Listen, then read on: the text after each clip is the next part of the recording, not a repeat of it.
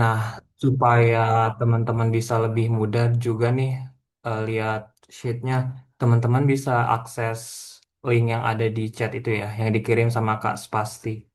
Nah, sebelum kita mulai, alangkah lebih baiknya kita berdoa terlebih dahulu ya, teman-teman. Berdoa menurut agama dan kepercayaan masing-masing, dipersilakan.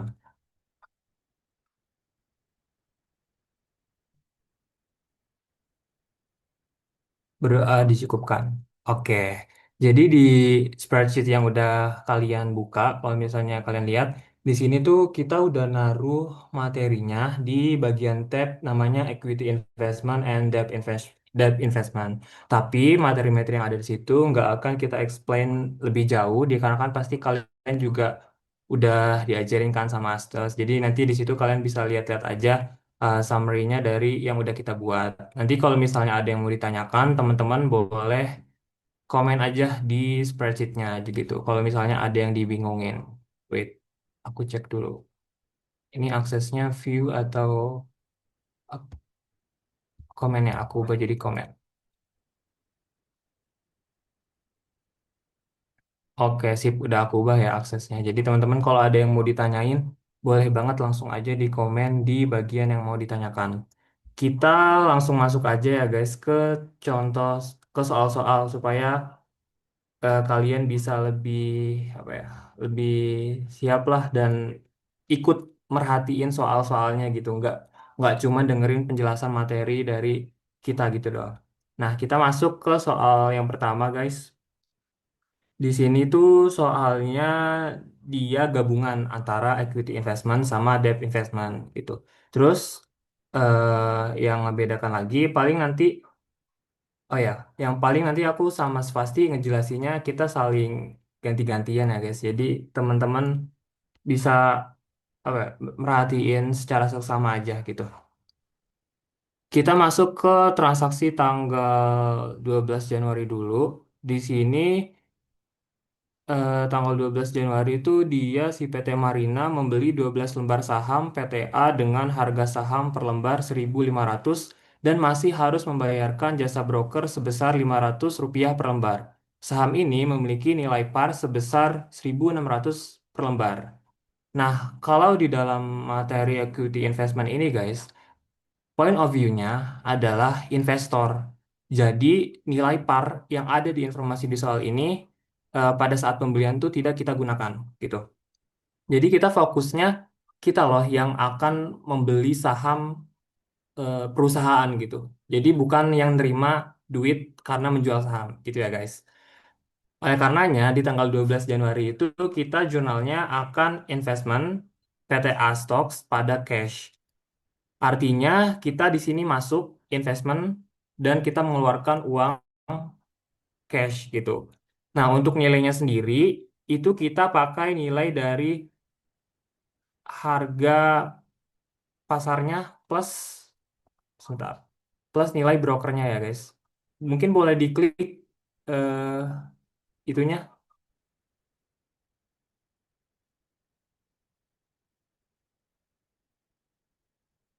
Nah, di diklik ya di bagian situ.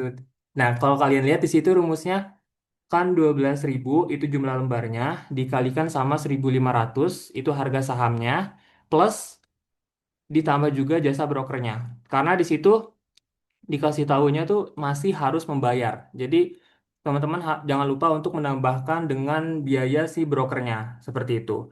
Dua-duanya sama. Jadi teman-teman nggak perlu bingung. Nilai cash sama investmentnya bakal sama gitu. Beda halnya kalau misalnya nanti di soalnya tuh eh, dan sudah termasuk. Kalau dan sudah termasuk itu harga sahamnya yang 1.500 itu udah include sama si broker. Jadi nggak perlu ditambahin apa-apa. Untuk transaksi pertama seperti itu. Boleh dilanjut Kak Svasti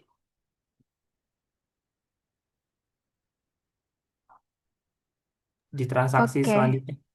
oke. Sebelumnya aku minta maaf ya guys, nggak bisa on cam dulu karena takut nge-lag. Jadi kita lanjut aja ke transaksi yang debt investment. Nah di sini tuh dia bilang di 1 Februari si PT Marina membeli obligasi PTX sebanyak 10 lembar dengan harga per lembarnya adalah 4.500.000. Belum termasuk bunga berjalan. Nah, bunga obligasinya itu 6% per annum dibayar setiap 1 Juli dan 1 Januari. Nilai nominal dari obligasi ini adalah 5 juta. Nah, kita jurnal nih di tanggal 1 Februari, ada dua pendekatan di pencatatannya, ada asset approach sama income approach. Di mana eh, ini kan dia bilang kalau misalnya pembelian ini belum termasuk bunga berjalan. Jadi kita hitung juga bunga berjalan dari terakhir dia menerima bunga sampai tanggal pembelian itu. Nah, di sini kita pakai asumsi 1 bulan 30 hari dan 1 tahun 360 hari. Nah, kita catat dulu di asset approach itu, dia pendekatannya kan aset, jadi dia pakai interest receivable. Nah, yang pertama, si investmentnya itu sesuai sama nilai pembeliannya aja, yaitu dia bilang kan tadi 4.500.000, terus dia beli 10 lembar. Jadi kita tulis 45 juta di sini. Nah, habis itu dia bilang belum termasuk bunga berjalan kan. Jadi kita hitung juga dari terakhir dia menerima bunga, yaitu dari tanggal 1 Januari nih berarti. Karena dari 1 Januari sampai 1 Februari itu belum ada bunga yang harus dibayar gitu, yang harus ditanggung sama si pembeli bonds, yaitu si PT Marina. Nah, di sini dia bilang eh berarti di sini dihitungnya itu pakai nilai nominal ya guys, kalau misalnya untuk interest. Jadi eh, kita kali aja 10 juta dikali 10 lembar dikali 5 juta itu nilai nominalnya, dikali 6% dikali 30 per 360 hari. 30 ini yaitu berarti dari 1 hari setelah pembayaran bunga terakhir, yaitu dari tanggal 2 Januari sampai 1 Februari gitu. Nah, itu kan untuk aset approach. Sebenarnya kalau income approach itu di sini bedanya cuma akunnya aja. Jadi kita nggak pakai receivable tapi pakai interest income. Tapi perhitungannya tetap sama di sini. Nah, case-nya tinggal kita eh, tambahin aja dari nominal investmentnya sama si interest receivable atau interest income-nya. Jadi 45.250 juta gitu. Mungkin boleh dilanjut. Sampai sini aman guys. Kasih emot reaction jempolnya dong kalau aman atau ada yang mau ditanyain dulu. Kalau misalnya Iya, kalian boleh. bingung boleh tanya ya guys biar nggak makin kebingungan. Oke, ini Oke, ada yang ada tanya. jempol nih guys. Baru 2 orang nih yang jempol. Oke, ini ada yang Ya. tanya. Kak, aku mau tanya kalau bunga dibayar setiap 1 Oktober sampai 5 Maret, terus dia belinya 1 Februari. Ngitung bunga berjalannya gimana? Nah, berarti kan dia belinya itu, bentar, belinya itu di 1 Februari. Dicatat aja. Bentar-bentar, 1 Oktober, 1 sampai 5 Maret. Misal, ya, 1 Oktober. Ini maksudnya 1 Oktober sama 5 Maret atau gimana ya?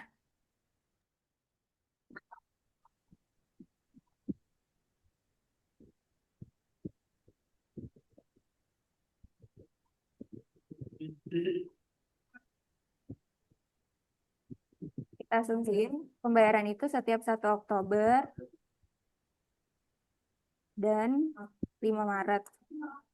Berarti untuk ngitung bunga berjalannya, kan dia belinya di tanggal 1 Februari kan. Berarti ngitung perhitungan bunga berjalannya sama dengan itu dari si Oktober, 2 Oktober, 2 Oktober sampai tanggal pembeliannya. Jadi sampai tanggal 1 Februari.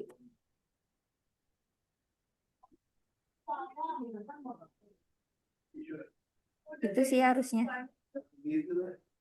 Menjawab gak?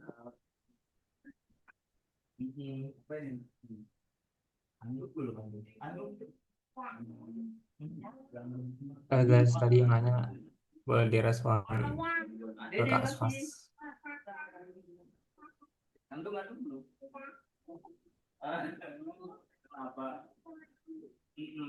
Aman nggak Fas katanya? Berarti berarti walau udah ganti periode pencatatan itu nggak masalah ya?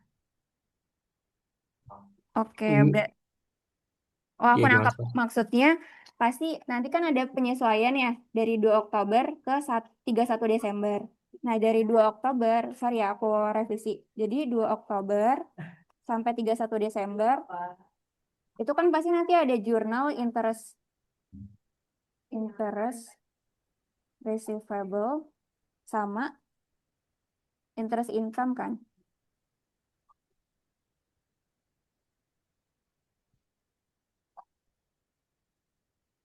Gini gini, gimana Fas? Lu mau lanjut lagi Pak? Bener nggak sih Yok kayak gini Gini yang gini, awal ini? kan kan misalnya pembayarannya tanggal 1 Oktober sama 5 Maret ya. Terus kita belinya tanggal 2 Februari. Artinya pas lagi tanggal 31 Desember itu kita belum ada apa-apa dong. Kita belum punya investmentnya.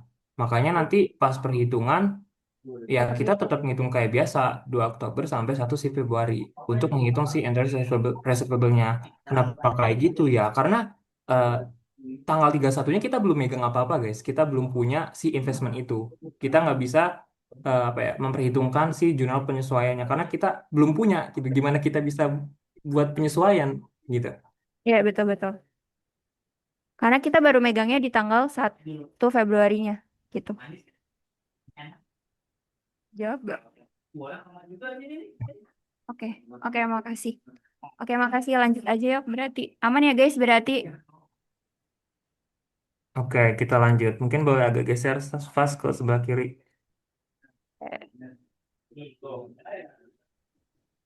Oke, di tanggal 23 April ini dia tentang penjualan guys. Jadi PT Marina menjual 50.000 lembar saham PT ABC pada harga belinya. Belum dipotong komisi broker 250 per lembar yang membuat kepemilikannya menjadi 16%. Nah, kalau di soal ini kita bisa tahu bahwa ada perubahan pencatatan, guys. Kalau misalnya teman-teman lihat di tabel di bagian atas, awalnya kan dia 25%, yang artinya dia menggunakan equity method. Sedangkan pas lagi udah dijual, dia berubah menjadi 16%, yang artinya berubah menjadi cost method. Itu bakal bakal mempengaruhi transaksi-transaksi selanjutnya. Oke. Nah, buat di tanggal transaksi ini, itu kita ya namanya penjualan ya guys, kita catat dulu cashnya.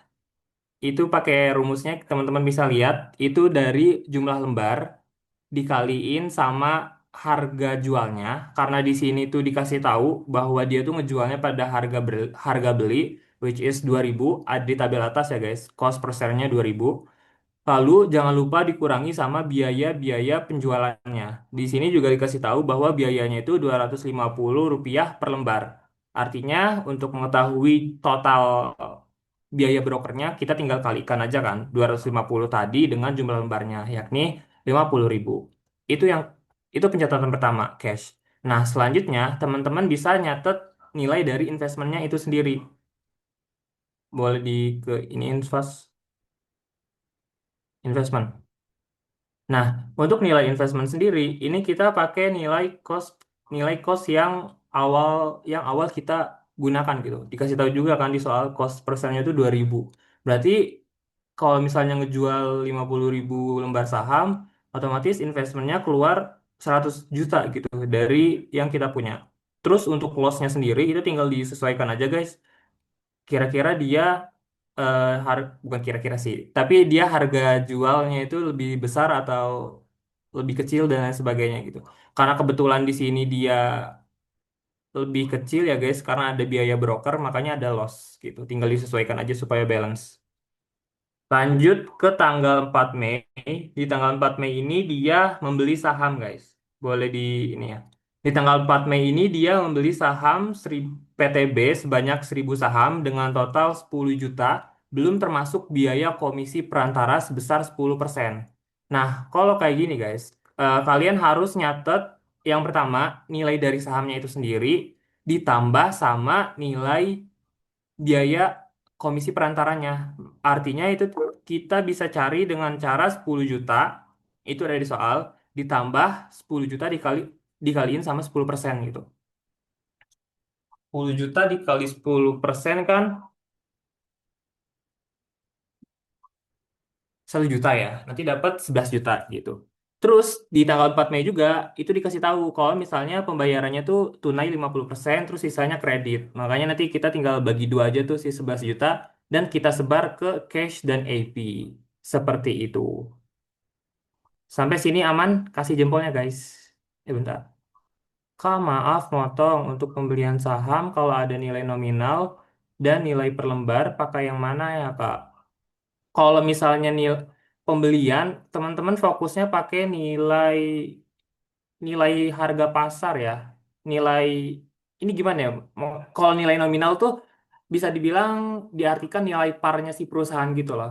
Aku nggak tahu ini nilai yang kedua kamu mention itu nilai apa, tapi eh, aku bisa simpulkan kalau misalnya nanti ada dua nih kayak yang di tanggal 12 Januari guys.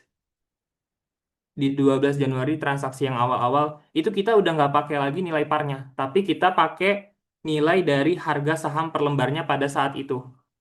Ingat kalau misalnya di materi ini, di materi equity investment, point of view-nya adalah investor, bukan investi.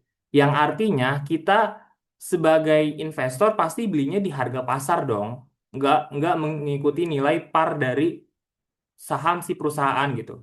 Pasti kita ngikutinya harga pasar kan. Seperti itu. Menjawab nggak ini pertanyaannya? Boleh kasih respon ya. Ini aku sebut nama boleh nggak sih? Kayaknya kalian pada nggak suka gitu disebut nama kemarin. Aman nggak? Satu, dua, tiga. Oke, lanjut aja. Jadi maksudnya pakai, jadi maksudnya pakai yang nominal atau perolehan Kak? Pakai yang perolehan aja ya. Kalau nominal tuh biasanya itu nilai par gitu sih. Iya, kayak yang 1 Februari tuh kan dia dikasih tahu juga tuh. Ini konteksnya obligasi kan. Di akhir kan dikasih tahu nilai nominal dari obligasi adalah 5 juta. Artinya si 5 juta tuh nilai asli dari si obligasinya. Sedangkan di harga pasarnya itu 4.500.000. Jadi beda kan?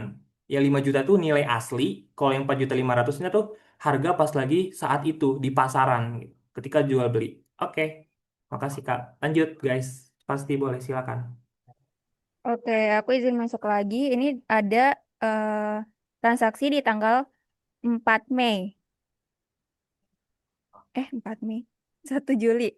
1 Juli, ya benar.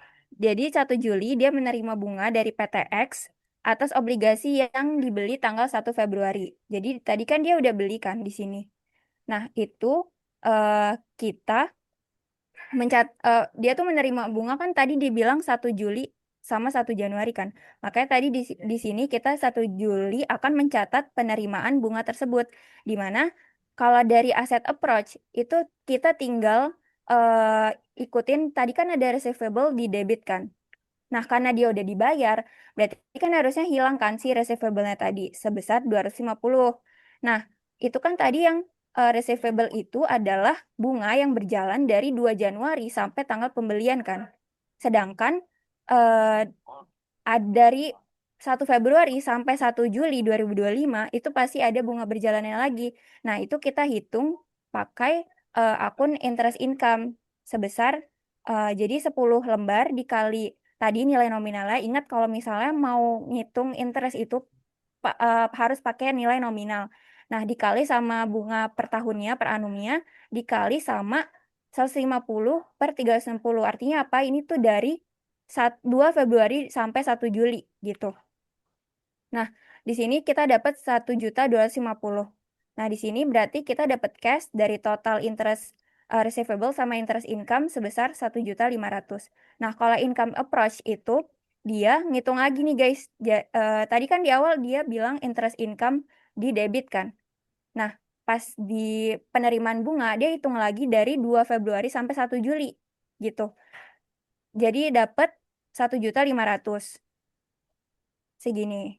Jadi dihitung lagi dari awal terakhir penerimaan bunga yaitu di tanggal 1 eh, 1 Januari sampai di tanggal penerimaan bunga yang sekarang yaitu tanggal 1 Juli gitu. Tak, kalau ada yang nanya, Kak, itu nanti gimana ya interest income-nya apakah akan beda?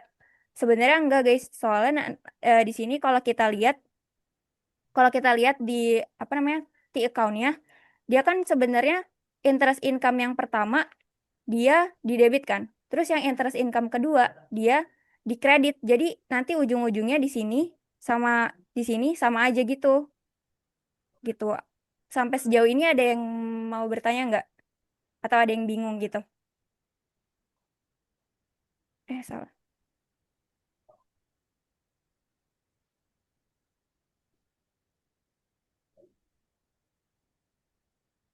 Iya, jadi kalau teman-teman lihat juga di soal ini, itu nilainya sama-sama interest income-nya itu sama-sama 1.250.000. Dimana kalau aset kan dia langsung kelihatan di situ 1.250.000.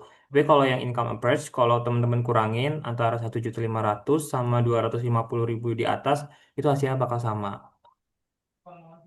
Betul. Itu.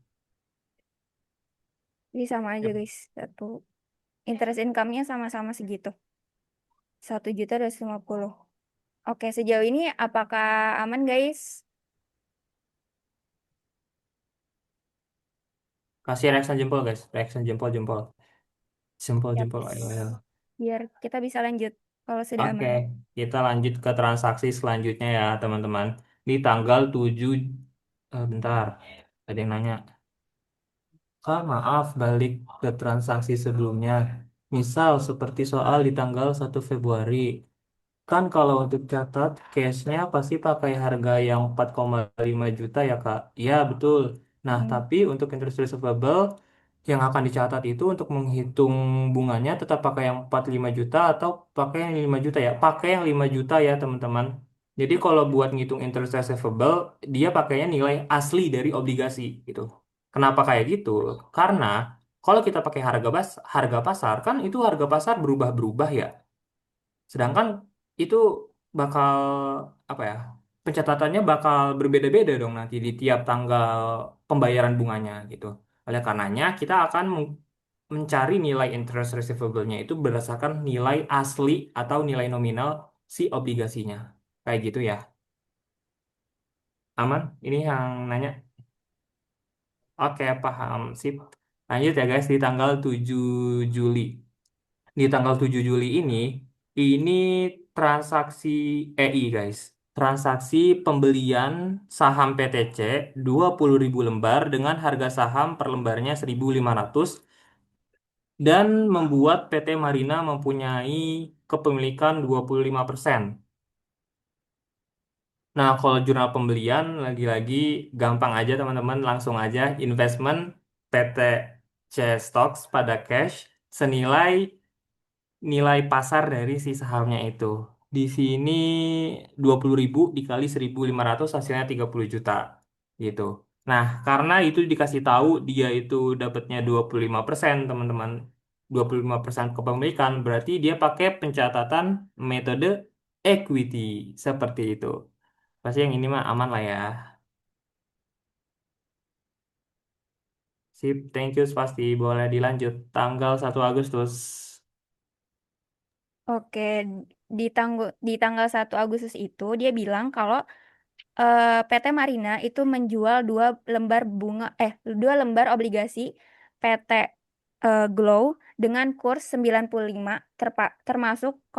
yang termasuk kompensasi dari bunga berjalan. Nah, di sini dia bilang ada informasi bahwa si PT Marina itu di awal tahun 2025 dia punya investasi 3% obligasi milik PT Glow sebanyak 5 lembar dengan kos per lembarnya itu 1,5 juta dan bunganya dibayarkan setiap akhir tahun yaitu tanggal 31 Desember. Nah, di sini pas di tanggal 1 Agustus dia itu bilang kalau si 2 lembarnya itu dijual kan. Terus dia bilang kursnya itu sudah termasuk bunga berjalan. Jadi kita hitung dulu nih si investmentnya dulu. Jadi kan dia dijual ya. Berarti investment yang tadi udah ada di pencatatan si perusahaan berarti kan berkurang kan sebesar nilai perolehannya yaitu dia bilang kosnya kan 1,5 juta. Berarti 1,5 juta dikali 2 lembar. Nah, di sini kita bisa hitung juga si interest income-nya. Jadi interest income-nya itu kan dia terakhir bayar, terakhir menerima bunga itu di tanggal 31 Desember kan. Nah, selama dari 31 Desember tahun sebelumnya sampai 1 Agustus 2025 itu kan berarti ada 8 bulan kan. Nah, kita hitung juga tuh bunga berjalannya pas dijual. Jadi kita hitung di 2 lembar dikali 1,5 juta dikali 3% yaitu tadi persentase per annumnya terus dikali 210 per 360. Ini berarti 8 bulan ya guys. Tadi kan asumsinya 1 bulan 30 hari, 1 tahun 360 hari. Nah, di sini kenapa sama Kak? Ini kan 1,5 juta. Tadi kan dibilang kalau misalnya mau hitung interest itu pakai nilai nominal. Nah, kalau misalnya mau hitung nilai investmentnya itu pakai nilai perolehan. Tapi di sini dia nggak bilang apa-apa, nggak ada informasi tambahan kalau misalnya nilai perolehan sama nilai parnya itu beda. Jadi kita asumsikan bahwa si kedua nilai itu ada di nilai yang sama yaitu 1,5 juta gitu. Terus di sini dia bilang kalau misalnya si lembar obligasinya itu dijual dengan kurs 95. Artinya apa? Artinya tuh berarti si obligasi itu dijual dengan nilai 95% dari harganya, dari iya benar, dari nilainya gitu. Berarti kan tadi 2 lembar dikali nilai perolehannya 1,5 juta dikali 95%. Nah, itulah yang cash yang didapetin sama si PT Marina. Nah, dari situ kita bisa hitung apakah dia eh, posisinya di loss atau di gain dengan disesuaikan aja tadi kayak kata Kak Yogi. Jadi disesuaikan aja. Ini kan udah ada investmentnya, terus ada interest income-nya. Berarti di sini nilai yang di sini lebih besar kan? Berarti kita bisa tahu bahwa dia tuh mengalami kerugian sebesar 202.500. Bisa dengan cara ini 3 juta ditambah 52.500 dikurang sama 202.850 gitu. Nah, dia kan bilang kalau ini sudah masuk bunga berjalan. Tapi eh, gimana Kak kalau misalnya dia tuh bilangnya belum termasuk bunga berjalan? Nah, berarti kita hitung terpisah guys antara si jurnal penjualannya sama jurnal penerimaan si bunganya gitu. Berarti tadi di sini investmentnya sama aja, yaitu 1,5 juta dikali 2 lembar yang dijual. Terus di sini interest income-nya berarti kan sama kan? Sama yang di sini juga cara perhitungannya. Cuma yang beda adalah di sini nih, di cashnya. Tadi kan dia bilang kalau misalnya, kalau di sini kan asumsinya kursnya belum termasuk bunga berjalan. Berarti si kurs 95% tadi itu belum termasuk si bunga berjalannya. Berarti otomatis kita hitung hitung dulu jurnal penjualannya. Berarti kan si cashnya dapat segini kan.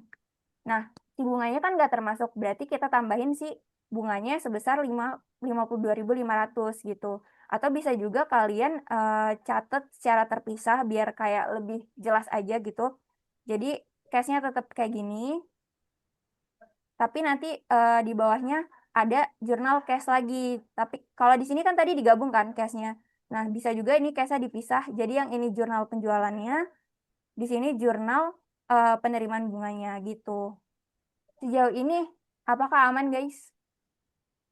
Kasih emot reaction-nya guys. Ayo kasih jempol jempol jempol. Kak, kenapa? Bentar, ada yang tanya, Kak, kenapa enggak 211? Ini di mana ya?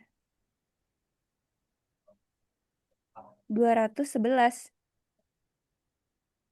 211 harinya kali pas. Oh iya, sorry, sorry. Berarti ini 1 Januari. 1 Januari sampai 1 Agustus.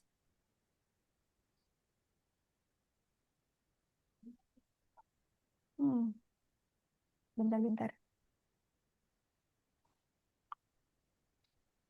Karena lu nggak ngitung yang tanggal Iya, iya, iya. 1 Agustusnya nggak sih? Iya, sorry, sorry, guys. Iya, harusnya berarti di 211.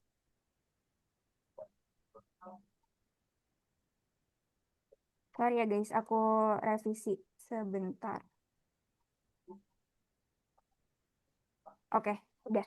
Aman, guys. Yang lain-lain apakah ada yang mau ditanyain, guys?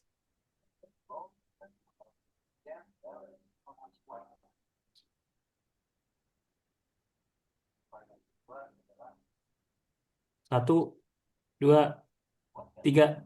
Ada yang Iya, nanya nggak kayak guys? gak ada ya. Oke. Nggak ada, oke. Ada deh. Nih, Kak, kalau harinya sama, sama, kalau harinya sama-sama satu gitu, boleh pakai bulan nggak? Sebenarnya ini tergantung cara ngitung kalian aja sih, guys. Sebenarnya kayaknya kayak selisih-selisih perhitungan atau satu hari gitu kayak nggak ngaruh juga sih sebenarnya di dosen gitu. Yang penting caranya itu kalian pakai asumsinya benar gitu. Kalau menambahin, kalau menurutku sih kalau buat ngitung bunga-bunga gini, sebaiknya pakai Pakai ini hari. aja, iya pakai hari karena dia kan kalau beda hari beda nilainya juga ya gitu. Sama kalau ngitung itu konsisten guys. Kayak di misalnya dia tuh dibayarnya tanggal 1 Januari. Nah, kadang ada yang ngitung tuh H+1, ada juga yang ngitungnya di tanggal 1 Januari itu udah kehitung gitu. Itu sebenarnya at the end bakal menghasilkan angka yang sama, hanya saja kalau kalian nggak konsisten skemanya, itu nanti bakal berbeda. Dua-duanya benar, tapi nanti kalau nggak konsisten bakal beda gitu. Ada lagi nggak soal yang nanya? Betul, betul. Aman sih. Ini menjawab nggak?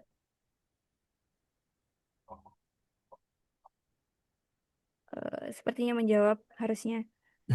Oke, oke, Oke, makasih juga. Oke, bisa dilanjut mungkin ya. oke, kita lanjut ya guys di tanggal 31 Desember. Ntar aku turunin ke bawah deh biar kelihatan. Nah, kelihatan nggak guys? Kelihatan nggak? Oke, di tanggal 31 Desember di sini ada apa guys? Ada pengumuman. Jadi di 31 Desember yang pertama, PTC itu mengumumkan keuntungan PTC pada tahun 2025 sebesar 250 juta. Sedangkan PT ABC keuntungannya itu 500 juta. Gunanya apa ini? Gunanya itu akan kita catat kalau misalnya kepemilikan kita itu 20 sampai 50% alias pakai equity method. Kita lihat dulu nih, PTC dia presentasinya berapa dan PT ABC berapa gitu. PTC itu ada di tujuh tanggal 7 Juli. Kalau teman-teman lihat, di situ kan kepemilikannya 25%. Artinya dia pakai equity method. Yang itu artinya dia pakai kalau misalnya perusahaan dapat keuntungan, investasi yang kita miliki itu bakal bertambah. Makanya nanti pencatatannya investment bertambah, ada di debit, dan di kreditnya ada income from investment. Nilainya berapa, Kak? Nilainya itu teman-teman bisa cari pakai nilai keuntungan dikali sama persentase kepemilikan dari si PT Marina ini. Si PT Marina punya berapa saham sih? Punya 25% sahamnya gitu. Jadi nanti cara mencarinya 250 juta dikali sama 25%. Nah, selanjutnya buat PT ABC, kita lihat PT ABC itu ada di lesnya ada di tanggal 23 April, guys. 23 April kepemilikannya berubah menjadi 16%. Artinya, kalau masih di bawah 20%, pakai cost method. Makanya nanti itu no entry karena kalau di dalam cost method itu tidak ada pencatatan ketika si perusahaan mengumumkan keuntungan atau kerugian gitu. Mungkin aku mau ngejelasin juga logic behind this eh, jurnal gitu. Jadi kalau misalnya teman-teman tahu, kalau kita pakai equity method, istilahnya kalau si perusahaan untung, investasi kita bakal naik gitu. Makanya kenapa si investasinya bertambah di debit.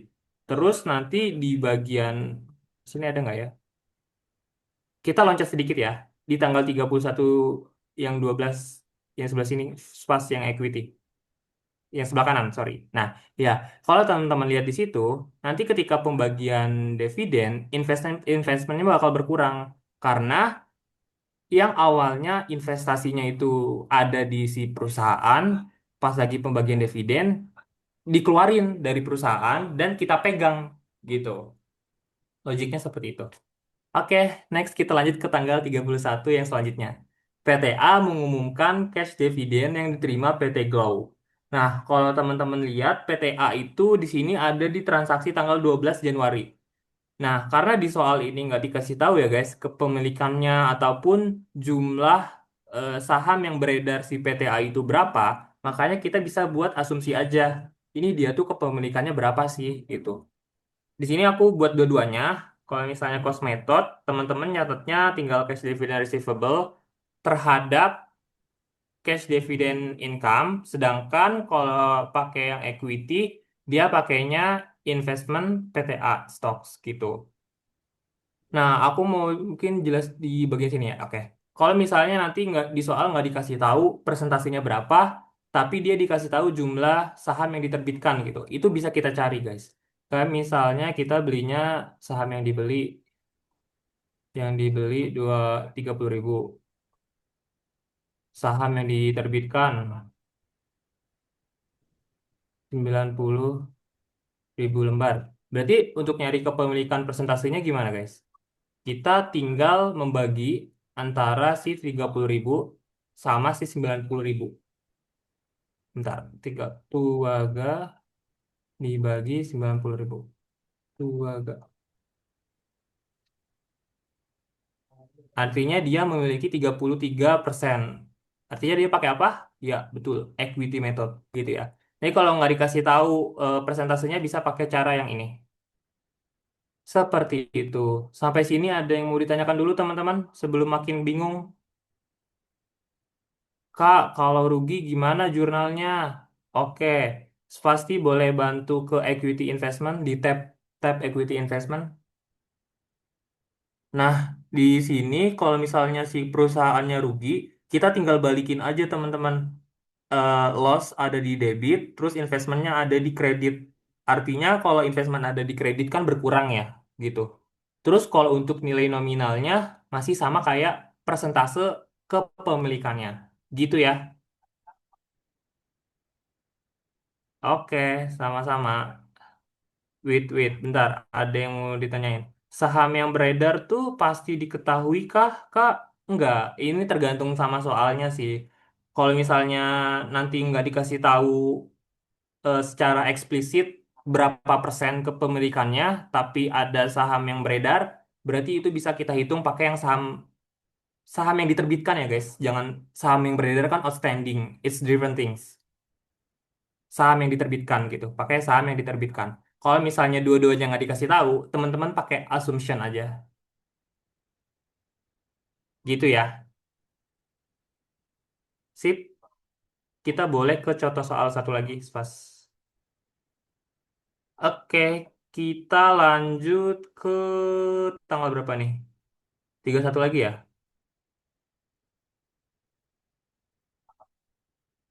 Ah, ini bagian Spas, boleh silakan. Iya, oke, oke. Oke, yang terakhir kita disuruh mencatat, si PT Marina mencatat penerimaan bunga dan adjustment atas bunga obligasi di akhir tahun. Nah, kita kan tahu nih, tadi si PT Glow Bonds, si PT Glow itu punya obligasi yang dibayarkan itu setiap akhir tahun. Berarti kan dia langsung aja guys, nggak usah dihitung-hitung bulan-bulannya, jadi langsung aja 1 tahun gitu, karena dia dibayarnya 1 kali setahun. Nah, di sini kita dikali kan tadi dia punya 5 lembar ya. Di sini kan tadi dia punya 5 lembar, terus di sini udah dijual 2 lembar, berarti kan sisanya itu 3 lembar. Nah, si sisa 3 lembar ini kita hitung interest income-nya, yaitu 3 lembar dikali 1,5 juta dikali sama 3% gitu. Kenapa nggak dikali hari-hari? Karena dia langsung setahun sekali. Nah, terus si obligasinya kan ada juga yang dari PT eh, PTX, ya kan? Nah, dari PTX ini kita juga hitung nih si bunganya. Terakhir itu dia kan menerima bunga di tanggal 1 Juli 2025 kan. Nah, dia bilang kalau eh, penerimaan bunganya itu 1 Januari. Berarti di tanggal 31 itu belum ada penerimaan bunga kan. Tapi di tanggal 31 itu kita perlu melakukan adjustment di mana kita hitung nih dari tanggal akhir kita menerima bunga, yaitu dari tanggal 1 Juli, berarti sampai 31 Desember itu, berarti kan kita hitung bunga dari 2 Juli sampai 31 Desember kan. Nah, itu kayak biasa aja, jangan lupa juga pakai nilai nominalnya, yaitu 5 juta, dikali 10 lembar, dikali 6%, dikali 179 per 360, yaitu dari 2 Juli sampai 31 Desember. Nah, didapat si 1.491 sekian. Nah, di sini nggak ada soal lebih lanjutnya, tapi aku mau contohin gimana sih pas dia menerima bunga di 1 Januari tahun berikutnya nih. Nah, di materi kan ada yang dengan reversing atau tanpa reversing kan. Nah, di sini aku mau contohin yang tanpa reversing dulu, di mana di sini berarti kan dia menerima bunga nih. Nah, menerima bunga itu kalau nggak dibalik, dia tinggal ini kan di debit nih. Nah, berarti pas dia menerima bunga itu tinggal dikredit karena kan harus kalau udah dibayar berarti receivable-nya hilang kan. Nah, di sini eh receivable-nya tinggal masukin yang 1.400.000 sekian dan dihitung interest income dari yang selisih 1 hari itu ya dari 31 Desember ke 1 Januari. Nah, caranya sama kayak tadi 10 lembar dikali 5 juta dikali 6% dikali 1 per 360 hari. Nah, nanti dia nerima cashnya itu 1.500.000. Nah, kalau yang dengan reversing itu dia tuh sistemnya mau ngebalikin dulu nih si receivable-nya itu. Jadi nanti si yang akun di sini itu pas reversing itu dia mau dibalik dulu. Jadi interest income-nya di debit dan interest receivable-nya di kredit sebesar nilai yang di sini. Nah, selanjutnya kita hitung dari awal, guys. Dari awal yang terakhir penerimaan bunga di 1 Juli sampai di tanggal 1 Januari. Jadi hitungnya itu 10 lembar dikali 5 juta dikali 6% dikali 180 per 360 gitu. Jadi cashnya juga sama antara yang dengan reversing atau yang tanpa reversing. Nah, sejauh ini aman gak guys? Atau ada yang mau ditanya? Oke guys, yang mau ditanya boleh boleh. Nah, Oke, ada yang tanya. Kak, yang interest receivable 1 Februari kenapa nggak dikredit 1 Februari? 1 Februari yang oh pas pembelian maksudnya. Maksudnya yang pembelian kah? Berarti.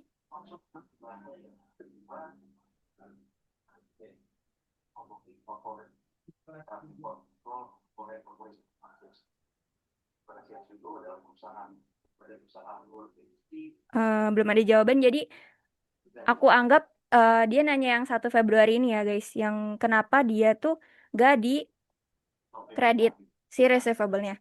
Jadi dia kan di sini dia membeli kan.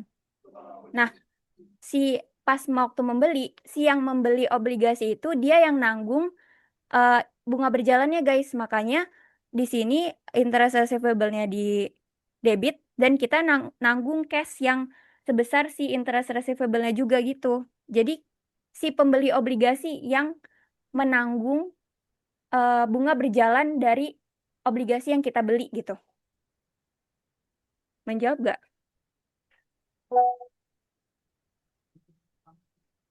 Pas 31 Desember yang dari Februari itu nggak dikredit kah, Kak? Oh, nah 31 Desember, kalau 31 Desember itu, ini kan, mana? 31 Desember itu adalah bunga berjalan dari mulai dari 1 Juli 2025 sampai 31 Desember 2025. Nah, yang si receivable yang ini, yang waktu beli, kan dia udah dibayar nih di eh, pas penerimaan bunga di 1 Juli. Jadi nggak ada hubungannya lagi guys itu kalau yang interest receivable di pembelian saat di 31 Desember gitu. Kecuali memang dia tuh pembayarannya hanya 31 Desember. Berarti nanti eh, interest receivable-nya enggak juga sih guys. Ini kan sebenarnya adjustment kan guys. Jadi nggak ada hubungannya lagi sama si interest receivable ini. Karena sebenarnya dia udah dibayar nih, udah ditanggung, udah hilang di sini. Di tanggal 1 Juli gitu. Aman nggak? Mungkin aku mau nambahin kali ya. Jadi Oke. yang di bagian Desember, guys, 31 Desember, kenapa dilakukan penyesuaian? Itu tuh karena kita sudah memiliki hak gitu. Karena kita sudah memiliki hak, makanya kita dicatat. Hak apa, Kak? Hak untuk menerima bunga dari si obligasinya gitu. Tapi karena pembayarannya tuh masih di tanggal 2 Februari, itu belum kita terima kan. Makanya di sini nggak ada tuh di tanggal 31 Desember buat yang interest receivable sama interest income nggak ada akun cash gitu. Ya, karena kita simply belum menerima si cash tersebut. Kita baru mengakui hak yang seharusnya kita miliki gitu. Nanti eh, interest receivable-nya bakal dikreditkan ketika tanggal pembayaran, yaitu tanggal 1 berapa tuh tadi? 1 Februari ya apa 1 Januari? Januari. 1 Januari yang ada di bawah soal itu, guys. Gitu. Oke. Di sini ada juga Terus yang nanya. Ada lagi, ok. eh, iya lu dulu deh. Lu dulu, DI dulu. Di gua ada yang nanya EI nanti aja. Oke. Nah, di sini ada yang nanya, Kak, kalau menerima bunga bukan hanya dari satu PT, itu bikinnya gimana ya, Kak? Sebenarnya caranya sama aja ya, guys. Berarti tinggal dihitungnya itu per PT. Tapi masalah pencatatannya itu, sepengetahuan aku, kalau misalnya mau dipisah juga nggak apa-apa, mau digabung juga nggak apa-apa. Yang penting dia konsepnya sama aja gitu. Kalau misalnya memang di tanggal yang sama itu menerima bunga dari dua PT yang berbeda gitu. Itu sih, Ya, guys. kalau saran dari aku sih better dipisah aja ya teman-teman supaya teman-teman bisa nge-tracknya lebih mudah gitu. Karena kalau digabungkan kadang suka kekecoh juga ya kitanya gitu. Ya, Jadi lebih risky. bisa bisa. Nah, sampai sini ada lagi, guys, tentang si debt investment ini. Untuk Deh, reversingnya sama kah, Kak? Iya, sama aja. Tapi kalau reversing dia kan sebenarnya ada T account ya, guys. Nanti sesuaiin aja sama si jumlah dari yang di T accountnya gitu. Nyambung nggak ya? maksudnya di reversingnya digabung atau dipisah gitu. Iya, kalau reversing tuh digabung aja nggak sih? Digabung boleh, dipisah boleh. Iya sih. Yang penting nilainya bener sih. Iya, yang penting konsisten aja guys sebenarnya. Tapi konsepnya sama lah, sama yang di sini gitu. Iya, betul-betul. Ada yang dibingungin lagi atau dikonfirmasi nggak teman-teman? Ayo, boleh-boleh. Oke. Kita tunggu sampai 14.25. Yaps. Daniel, gimana Daniel? Menurut kamu susah nggak materi ini, Daniel?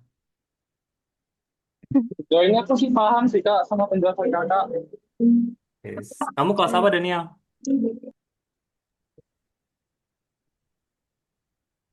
Ya, di on off mic. Maaf kenapa kak? Kamu kelas apa? Kelas C Kelas kak. kelas C. Oke, oke. Kalau Yohana gimana Yohana? Sejauh ini aman nggak Yohana?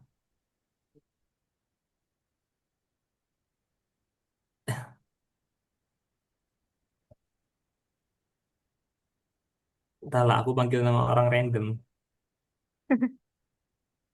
Ada yang masuk gas pas di lu? Nggak, di gua nggak ada. Di lu Oke, ada gak? di aku juga nggak ada. Karena nggak ada, kita lanjut kali ya ke soal kedua, guys. Let's go. Oke.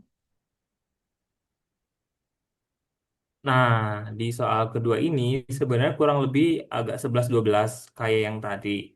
Hanya saja nanti ada penambahan dari segi pelaporan dan juga Pelaporan. adjustment ya, teman-teman.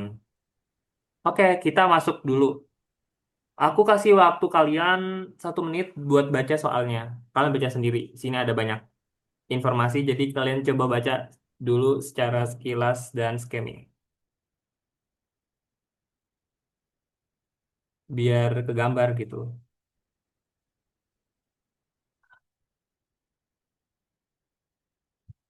Oke, udah 1 menit.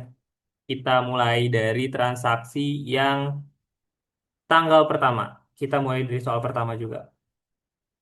Wait, we can use the freeze. Ya, terlalu kecil ya. Oh, sampai 8 aja. Nah, di tanggal 3 Maret, guys. Di tanggal 3 Maret ini dia jurnalnya pembelian. Lagi-lagi, ini kayak biasa aja, langsung aja investment pada cash nilainya senilai dengan harga saham per lembarnya pada saat tersebut gitu. Jangan sampai teman-teman pakai nilai nominal ya. Di sini kan juga ada dua nilai nih, ada nilai nominal sama harga saham tersebut gitu. Harga saham tersebut pada saat itu gitu. Jangan kebalik, lagi-lagi nominal itu nilai asli dari si sahamnya. Sedangkan karena ini kita lagi ngebeli posisinya investor, otomatis kita ngebelinya pakai harga pasar atau harga market value saat tanggal transaksi tersebut. Makanya kita pakainya yang 400 dikali sama 8.000. Dan kalau ada komisi, itu teman-teman perlu tambahin. Kalau misalnya si nilai harga pasarnya itu belum termasuk sama komisi. Kebetulan karena di soal ini udah termasuk, makanya nggak perlu. Lanjut kita ke transaksi selanjutnya di tanggal 9 Mei. Ini juga kurang lebih mirip guys. Dia beli PTMB, saham PTMB 3.000 lembar dengan harga 2.500 2.100 2.100.000 untuk 15% saham yang beredar. Terus dikasih tahu juga bahwa angka si 2.100.000 tadi itu belum termasuk nilai komisi. Makanya kita harus nambahin antara harga sahamnya plus komisinya gitu. Mungkin Spas boleh diklik yang 2.400.000-nya di bagian bawah. Nah, kalau teman-teman lihat di situ ada tanda plus kan, tanda plus 3.000 lembar dikali sama si 100-nya. 100 itu apa? Komisi per lembarnya gitu. So far paling kayak gitu sih buat yang tanggal 3 sama 9. Boleh dilanjut, Fas. Oke, selanjutnya kita masuk lagi ke transaksi terkait si obligasi. Jadi di tanggal 16 Agustus PT Janggal itu membeli 100 lembar obligasi PT Miau dengan harga 120 juta. Belum termasuk bunga berjalan. Berarti Prodinotes berarti 120 juta ini harga perolehannya ya guys, bukan nominalnya. Nah, di sini dia bilang belum termasuk bunga berjalan. Berarti nanti kita hitung juga nih bunga yang berjalan dari terakhir pembayaran bunga sampai pembelian di tanggal 16 Agustus. Terus dilanjut lagi, dia bilang bunga obligasinya udah bunga obligasinya 6% per annum dibayar setiap tanggal 1 Januari dan tanggal 1 Juli. Nah, di sini dia informasinya nilai nominalnya itu sebesar 1,450 juta per lembar. Gitu kan.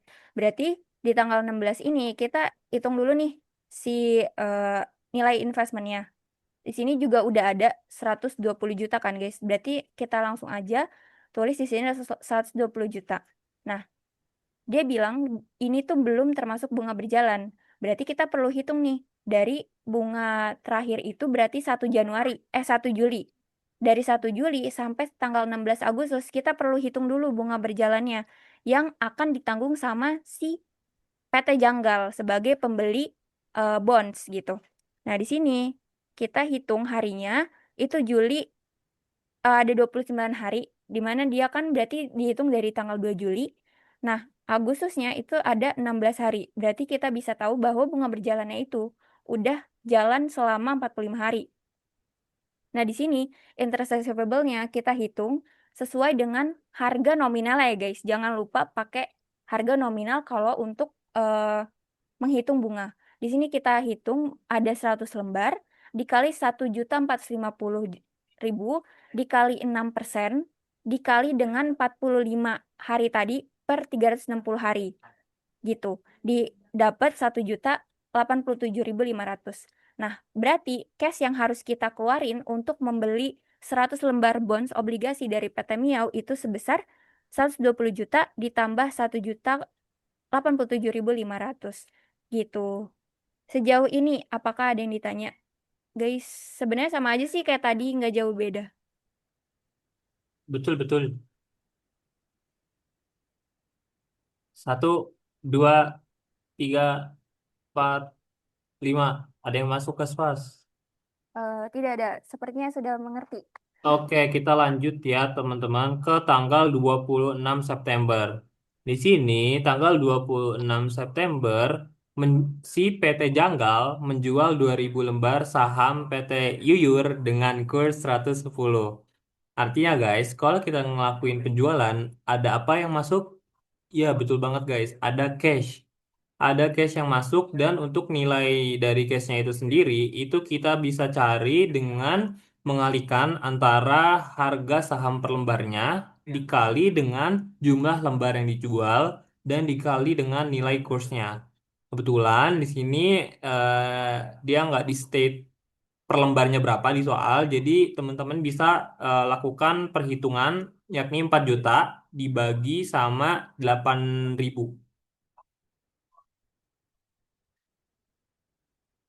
gitu. Terus kita lanjut ke yang investment. Kalau yang investment itu teman-teman pakai nilai dari harga perolehannya. Harga perolehannya tadi di atas 400 400 per lembar. Jadi tinggal dikalikan aja 400 dikali sama 2000 hasilnya 800.000. Terus sisanya tinggal kita taruh di gain on sale deh. Kayak gitu. Itu untuk tanggal 26. Nah, lanjut kita ke tanggal 7. Di tanggal 7 ini dia membeli saham lagi, membeli saham PT Mu, membeli saham PT Mu sebanyak 5.000 lembar. Dengan harga 3 juta belum termasuk komisi, guys. Belum termasuk komisi senilai 150.000. Makanya kita jangan lupa apa? Ya, betul, jangan lupa nambahin antara nilai saham plus komisinya. Nanti menghasilkan 3.150.000 seperti itu. Boleh dilanjut pas ke tanggal selanjutnya. Oke, di tanggal 10 Desember itu dia bilang kalau si PT Janggal menjual 50 lembar obligasi PT Miao dengan kurs 115 sudah termasuk bunga. Nah, tadi dia kan punya 100 lembar ya, guys, obligasinya. Terus di 10 Desember dia jual nih 50 lembar. Berarti pertama kita eliminasi dulu investasi yang keluar nih dengan mengkreditkan si investment bonds-nya. Berarti kan dia bilang tadi dia menjual 50 lembar. Nah, tadi perolehannya itu ada 120 juta. 120 juta dia dapat 100 lembar. Berarti kita hitung dulu 120 juta dibagi dengan 100 lembar berarti kan 12 juta. Ya, 12 juta. Nah, 12 1.200.000. Nah, 1.200.000 itu dikali sama lembar obligasi yang dijual yaitu 50. Berarti kan 60 juta nih sesuai dengan harga perolehannya. Nah, terus kita hitung interest income-nya, di mana interest income-nya itu kan dia bilang tadi kursnya udah sorry sorry. Berarti kan interest income-nya dia harus hitung dari terakhir dia menerima bunga. Bentar. Oke, interest income-nya dia tuh belum menerima bunga sama sekali kan berarti di sini pas beli. Pas beli itu dia nggak ada. Nah, berarti dia itu harus menghitung dari awal banget yang terakhir dia menerima bunga di tanggal 1 Juli kan berarti di tanggal 1 Juli. Berarti kita hitung yang tadi 1 Juli kan udah ada 45 hari. Nah, di sini kita ngitung bunganya sampai tanggal 10 Desember. Berarti kita tambah 114. Sorry, sorry guys. Jadi ini tuh 114 aja, 114, 360. Jadi dari 16, jadi dari 16 Agustus sampai dengan 10 Desember itu 114 hari. Nah, di sini kita hitung sesuai dengan nilai nominalnya, 1.450.000 dikali 50 lembar, dikali dengan bunganya itu 6%, dikali dengan 114 per 360.000, 60 hari. Nah, di sini kita dapat 1.377.000. Berarti selanjutnya kita hitung si cash yang kita dapat dengan menjual 50 lembar obligasinya. Di sini dia bilang kalau kursnya 115. Berarti si nilai nominalnya dikali dengan 115% dikali dengan 50 lembar. Itu dapat 83 juta sekian. Dan sisanya itu di eh, kita taruh antara gain atau sell aja. Atau loss. Berarti di sini kita dapat gain karena cash yang didapat itu lebih besar. Terus tadi itu kan kita udah ngakuin si receivable tadi. Nah, si receivable tadi itu kan belum apa ya? Belum balik gitu ke kita. Jadi pas kita jual 50 lembar, si beban yang udah tadi kita bayar di tanggal pas pembelian itu dibayarin nih sama yang beli obligasi di tanggal 10 Desember gitu. Jadi karena tadi ini kan 100 lembar ya guys di sini interest receivable-nya. Sedangkan di sini dijual 50 lembar, berarti tinggal si interest receivable yang udah kita tanggung dibagi dua gitu dengan si 1.087.500 gitu. Sejauh ini aman nggak guys? Sorry ya agak-agak. Ya, gimana guys? Ini mungkin agak sedikit tricky kali ya karena banyak banget yang harus dihitung. Tapi at the end of the day, konsepnya mereka tuh cuma ngitung bunga sama eh, Cash penjualannya gitu. Sebenarnya penjualannya. dua itu doang gitu guys. Cuman emang agak banyak aja gitu.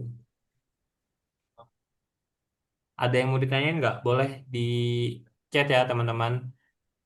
Kita tunggu sampai 14.39. Oke?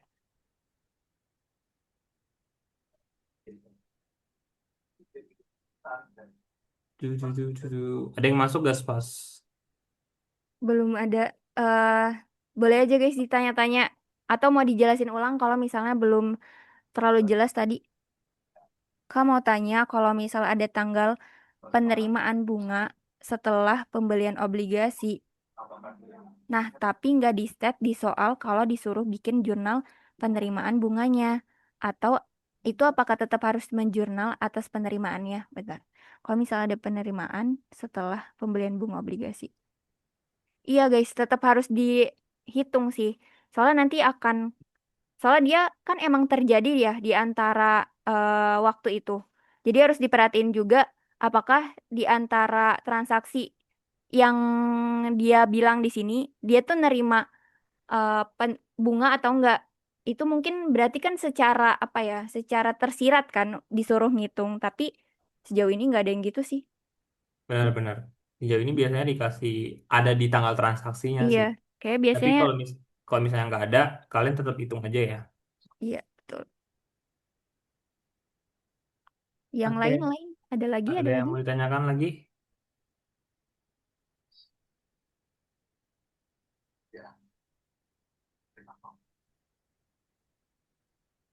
Oke, Satu, mungkin lanjut aja. dua, nggak ada. Nggak Pas. ada sih. Oke. Lanjut dulu aja, Kak. Yuk. Oke. Aku mau minta kalian ini dong, kirim emot ketawa dulu. Kirim emot ketawa kayak aku gini nih. Ayo, ayo. Aku mau lihat kalian masih ada di layar atau enggak nih. Kasih emot ketawa, guys. Ah, masih dikit nih yang ngirim. Ayo, yang lain. Baru tujuh, baru tujuh.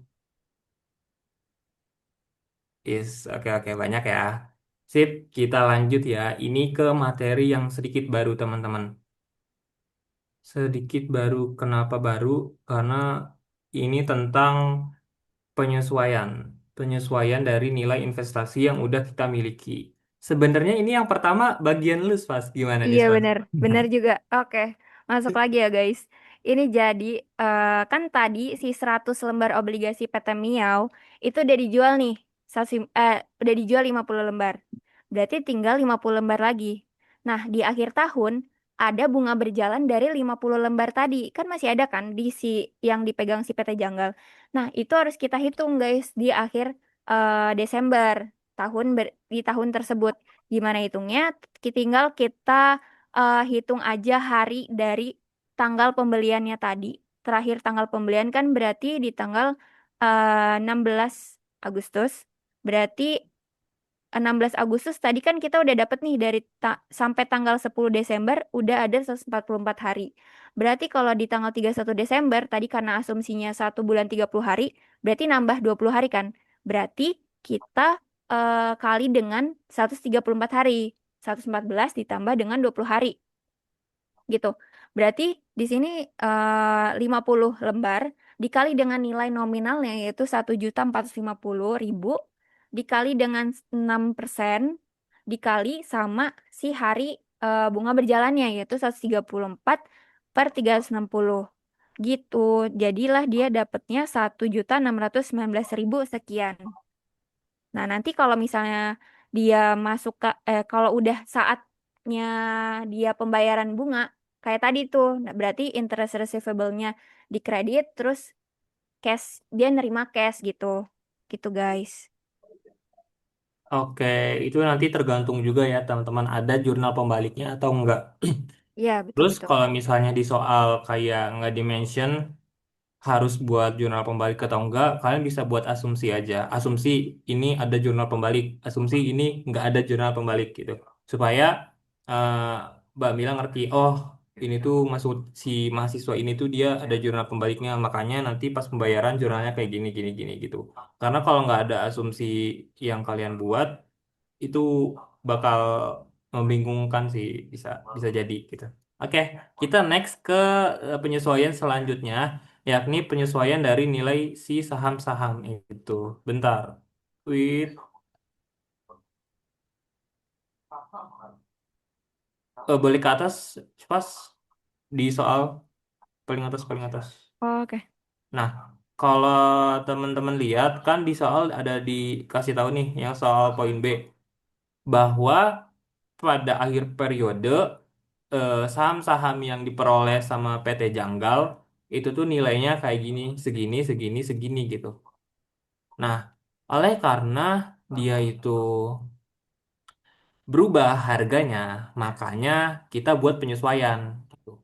Terus untuk penyesuaiannya itu sendiri itu tuh dilakukan secara agregat alias secara keseluruhan, secara kategori berdasarkan kategori yang kategorinya tuh ada tiga guys sebenarnya. Boleh tolong di bagian penilaian pelaporan pas tab-tabnya ya di bagian lu yang bagian lu. Oke. Di sini tuh ada tiga. Yang pertama ada trading, yang mana trading tuh maksudnya saham yang dia punya itu tuh dalam jangka dekat, dalam jangka pendek, sorry, itu tuh dia bakal dijual gitu. Terus yang kedua itu ada available for sale securities. Ini dia ada di tengah-tengah gitu guys. Jadi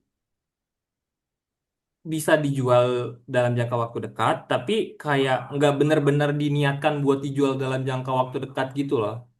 Jadi dia juga bertujuan buat sampai jatuh tempo atau kayak buat dapat dividen gitu kalau saham. Jadi kayak si available for sale tuh ada di tengah-tengah di antara trading dan juga yang terakhir nih guys, hold to maturity securities. Held to maturity securities itu artinya eh, si investasinya itu bakal dia pegang terus sampai akhirnya nanti dia bakal mendapatkan bunga ataupun kuponnya secara penuh. Ini biasanya kalau yang HTM nih, hold to maturity, itu sifatnya bentuknya obligasi gitu. Nah, lanjut ke nomor 2, contoh soal nomor 2. Kalau di sini kan dia dikasih tahu nih guys, ada trading, AFS sama trading. Nah, boleh ke bawah fast. Untuk melakukan penyesuaian, itu kita lakukan penyesuaian berdasarkan kategori tadi. Nah, sebelum itu kita perlu lihat dulu apakah nilai pasarnya itu naik atau turun. Caranya gimana? Caranya teman-teman bisa cari yang pertama ketahui unitnya pada akhir periode berapa. tolong perhatikan nilai dari pembelian, penjualan, dan pembelian dan penjualan. Pokoknya dua hal itu. Karena ini sangat bergantung sama nilai dari total cost nanti gitu. Terutama kalau misalnya eh, buat soal-soal yang kayak agak panjang, terus teman-teman nanti nggak teliti, nah itu hasilnya beda lah udah. Terus kalau buat cost per unit, itu teman-teman perhatikan biaya perolehan, yang mana itu including biaya komisi, biaya dan lain sebagainya gitu. Itu jangan lupa diperhatikan gitu. Sama untuk kasus yang equity method, itu kan dia pasti dalam proses transaksinya, dari transaksi per transaksi, dia bakal mempengaruhi nilai cost per share-nya kan. Kalau misalnya perusahaan untung, otomatis nilai dari cost per share-nya itu bakal meningkat kan. Sorry, bukan nilai cost-nya, tapi nilai dari saham per lembarnya itu bakal meningkat. Begitupun sebaliknya, kalau dia lagi rugi, harga saham per lembarnya bakal jadi turun kan. Nilai saham per lembarnya bakal turun gitu. Makanya itu harus diperhatikan untuk yang equity method. Terus kalau untuk total cost ya udah tinggal dikaliin aja antara unit and the cost per unitnya. Terus untuk market per unit juga again ini udah dikasih tahu soal, jadi teman-teman nggak perlu bingung. Paling teliti aja sih antara nilainya sama namanya, karena biasanya kan emang di dalam satu soal ada beberapa jenis saham ya, jenis saham perusahaan gitu. Jadi jangan sampai teman-teman salah naro nilai saham di di saham perusahaan yang salah gitu maksudnya. Kayak harusnya 500 nih punya si Mbek, tapi teman-teman taruh di Yuyur gitu. Jadi kan itu beda juga ya bakal mempengaruhi gitu. Nah, setelah teman-teman mengetahui total cost sama total marketnya, itu teman-teman udah bisa tahu nih, kalau misalnya si saham ini tuh dia adjustmentnya naik atau turun gitu. Yang pertama, teman-teman harus lakukan analis analisis dari saham per saham dulu ya, sebelum melakukan secara kategori gitu. Pertama kita lihat dulu dari si Yuyur, ini naik apa enggak. Kalau di sini kan awalnya dia 2.400.000, terus sekarang 3 juta, berarti dia naik. Artinya dia apa? Ya betul gain. Terus lanjut ke yang MB. Kalau yang MB awalnya dia 2.400.000, tapi sekarang 2.100.000. Nah, berarti lebih rendah dong. Kalau lebih rendah apa? Ya betul, dia rugi guys. Rugi, tapi ruginya masih belum unrealized. Belum terrealisasi. Salah, belum unrealized apa anjir aneh. Belum terrealisasi gitu. Lanjut ke PT-mu. PT-mu dia belinya tuh totalnya 3.500.000. Terus sekarang nilainya 3.250.000. Berarti dia naik guys. Berarti dia untung. Begitu juga sama yang PT Miao Bonds. Jujur ini PT Miao Bonds ada. Oke. Gitu ya. Nah, nanti setelah teman-teman melakukan analisis per per jenis saham gitu. Maksudnya per saham gitu, per saham per satu-satu PT Yuyur, PT B, PT Mu, PT Miau. Itu teman-teman kalkulasikan berdasarkan kategori. Jadi yang pertama kita lihat dulu nih yang trading. Yang gede yang FS dulu, yang FS nih. Yang FS kan dia kalau kita jumlahkan antara si 3 minus 300 sama 100 lebih gedean minus 300-nya kan guys. Berarti dia lagi menurun guys. Kalau menurun berarti jurnalnya unrealized loss on AFS investment to valuation for AFS investment. AIF. Ya itulah dia. Kalau misalnya mau disingkat ul ul AFS tapi agak agak jelek ya ul AFS. Biasanya kan yang ini ulti. Ya bolehlah teman-teman mau nyingkat mau manjangin terserah asalkan benar nama akunnya gitu. Nah, setelah kita menulis penyesuaian buat yang AFS, kita lanjut ke yang trading guys. Yang trading juga sama, kita kalkulasikan antara si PT Yuyur sama si PT Miau gitu. Kalau kita jumlahkan kan dia meningkat ya 10.600.000. Makanya nanti jurnalnya Fatih pada Ukti. Kalau disingkat, ntar aku tulis deh singkatannya. Fatih Valuation for Trading Investment and then Ukti. Tapi lebih baik di nama panjang ya guys biar nggak bingung fakti ukti itu apa gitu. Paling kalau buat penyesuaian kayak gitu aja sih guys. Ada yang mau ditanyakan? Oh iya ada. Kak, aku masih nggak paham tentang cost per share kalau jenisnya investasinya equity method. Yang tadi tadi bilang berarti kalau equity method harus cari cost per share-nya atas nilai di akhir periode ya nggak kayak investasi yang pakai cost method di mana cost per share-nya tinggal dilihat dari harga perolehan saat membelinya saja. Wait, ya sejauh ini yang aku pahami seperti itu guys. Karena boleh dibantu ke bagian equity investment pasti. Nah, karena kan di sini kalau teman-teman lihat di bagian pengumuman keuntungan dan juga pembagian dividen itu kan dia akunnya tuh langsung connected dan langsung menyebutkan ada investment terhadap PT XX stock gitu. Otomatis dia bakal mempengaruhi nilai dari harga per sahamnya dong. Hmm, makanya nanti pas lagi si apa penilaian pakainya nilai yang itu guys. So far kayak gitu dulu ya, nanti aku konfirmasi lagi. Thank you atas pertanyaannya. Dipahami nggak tapi penjelasanku? Coba respon dong, respon.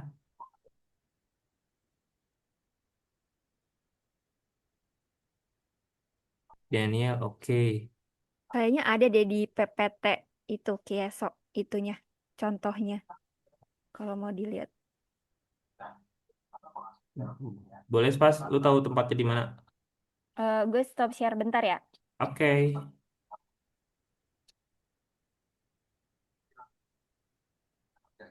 Hai guys, kita dapatkan 100 di kuis. Berarti kita bikin tabelnya ya Kak, yang adjustment. Hmm, not obligation, tapi itu it will help you kok buat ngitung penyesuaiannya sih. Depends juga sih di soal kayak gimana. Kalau misalnya di soal kayak emang nyebutin kayak tolong buatkan posisi sementara dari saham yang dimilikinya. Berarti kan itu kayak harus buat tabel. Tapi kalau nggak disuruh kayak lakukan penyesuaian aja, dicoret-coret juga nggak apa-apa sih. Sembari kita nunggu pasti, ada lagi guys yang mau nanya. Yang tadi terjawab nggak guys?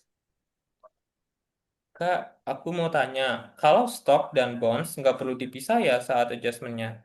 Soalnya pernah diajarin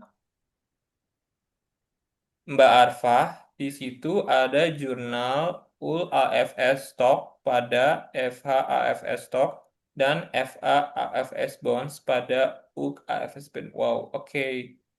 Thank you atas konfirmasinya guys. Kalau misalnya diajarinnya dipisah, berarti dipisah aja guys. Nanti berarti di sini ada bentar, belum ke share screen ya. Lupa.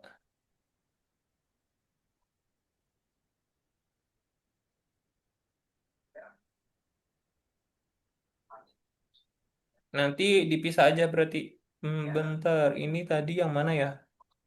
Yang Miau. Miau sama Fatih. Berarti nanti ini kita pisah aja.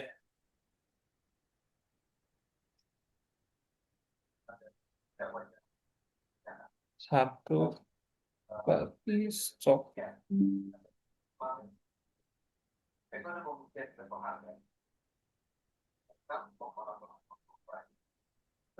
Ini tambahin di sini aja SS-annya atau gimana?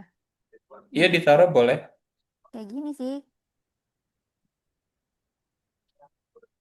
Muncul nggak? Gini nggak sih maksudnya tadi?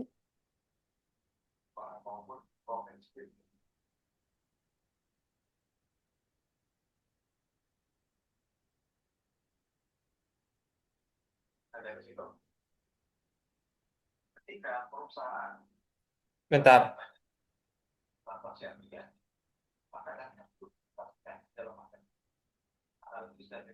Iya, benar-benar. Hmm. Jadi seperti yang aku bilang, kalau di equity kan dia bakal nambahin berdasarkan keuntungan kerugian, terus dikurangi sama cash dividend itu adalah nilai investasinya dia. Jadi emang nilai investasinya berubah-ubah. Mana sih tadi kok hilang ya? Lu hapus ya pas Apaan? gambarnya? Oh ini dia ada. Kok dia tiba-tiba Lah, ke atas sih? ketahu. Bentar, ini ada yang nanya. Udah boleh lanjut belum? Boleh, boleh lanjut aja. Nih, ada yang tanya, kamu mau tanya kalau di soal dimension asumsi 1 bulan 30 hari dan 1 tahun 360 hari. Nah, terus misalnya kita beli obligasi di tanggal 1 Desember, pas tanggal kita 31 kan ada adjustmentnya ya untuk bunganya. Nah, itu hitungannya berarti 29/360 atau 30/360 ya Kak. Soalnya kan tanggal jurnalnya udah pasti tanggal 31, tapi asumsinya cuma 30 hari sebulan. Terima kasih. Oke, ini tuh sebenarnya kalau udah asumsi 1 bulan 30 hari, berarti penulisan tanggal 31/12 itu untuk kayak pencatatannya itu hanya apa ya? Hanya untuk tanda kalau oh ini untuk akhir tahun. Tapi sebenarnya kalau memang udah diasumsiin 1 bulan 30 hari, berarti tetap 1 bulan Desember itu cuma ada 30 hari. Berarti kalau kita udah belinya di 1 Desember, berarti kita pakainya tinggal 29/360 hari untuk penyesuaiannya di akhir tahun gitu. Menjawab gak? Oke, terima kasih juga. Ada yang mau nanya lagi nggak guys? Aku mau Bentar nanya ada. dong Kak, Ya boleh. untuk jurnal penjualan saham kan itu berarti cash, gain atau loss, sama investmentnya berkurang kan Kak? Ya, Berarti untuk akun valuation sama unrealized gain-nya itu gimana Kak jadinya? ya. Oh maksudnya kan kita udah ngejual nih. Terus valuation-nya gimana? Kalau buat valuation-nya kita eh, menilai dari saham yang udah kita miliki, yang masih kita miliki. Kalau yang udah dijual ya udah biarin aja, itu kan udah punya orang. Makanya nanti di bagian unit ini kalian ngitungnya unit yang masih kalian miliki gitu, yang masih dimiliki sama si investor di dalam soal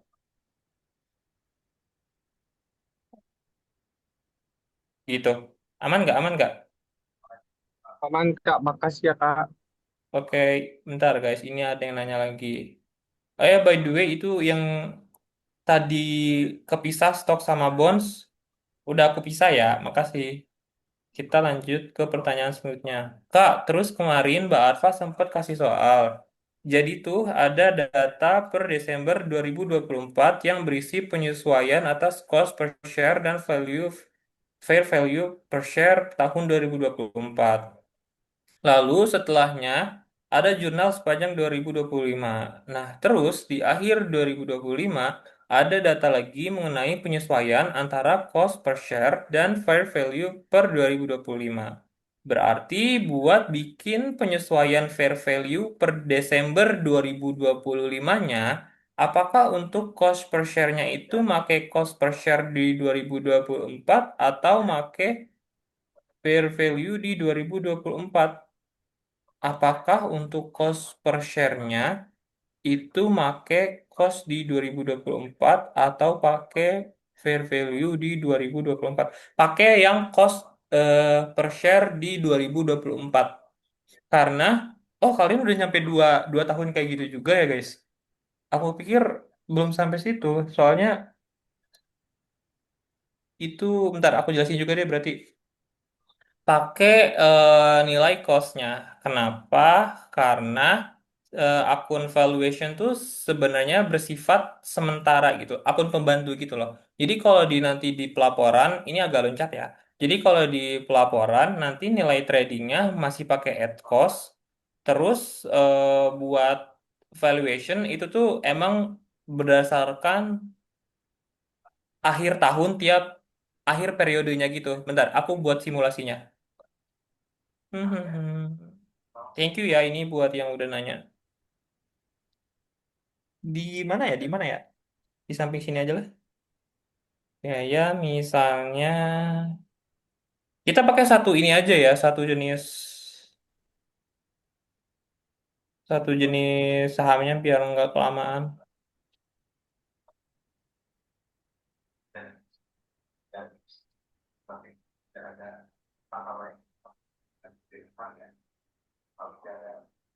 Nih, ini kan misalnya ini pas lagi tahun berapa ini ya? 2006 ya? Tahun 2006.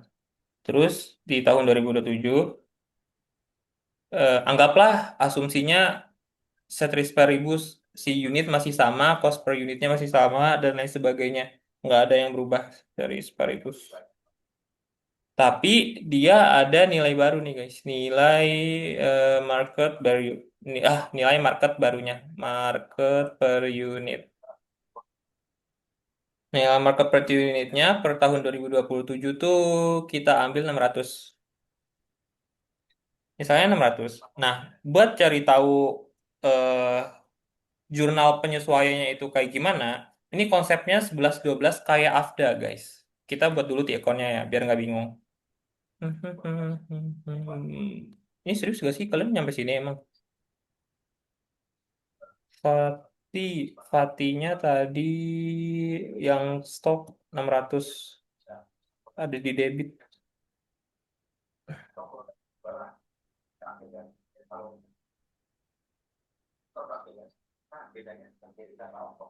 Ini kan beginning balance. Terus di ending balance dia jadi nilainya 600 dikali sama 6.000 dikurang sama ini. Ending balance-nya segini. Nah, buat penyesuaian di tahun 2027-nya, bentar, kalian bingung nggak sih ini? Asumsi tahun, aku sendiri bingung, bentar, tahun 2020. Pada akhir tahun 2027, market value dari PT Yuyur Stock adalah 600. Nah, itu aja. 600 per lembar.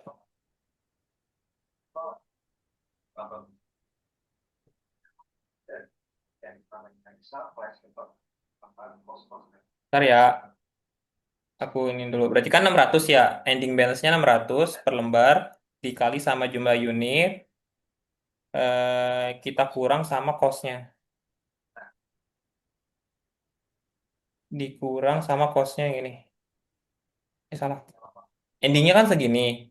Nah, tapi buat jurnal penyesuaiannya itu bukan pakai yang ini guys. Tapi pakai selisihnya. Selisihnya berapa? Ya 600.000 guys. Tinggal 1.200.000 dikurang sama 600.000. Gitu. Jadi nanti pas lagi tahun 2027, akhir 2027, penyesuaiannya masih sama tapi nilainya 600. Kayak gini kah yang tadi bertanya? Skema satu masih di atas, masih untung.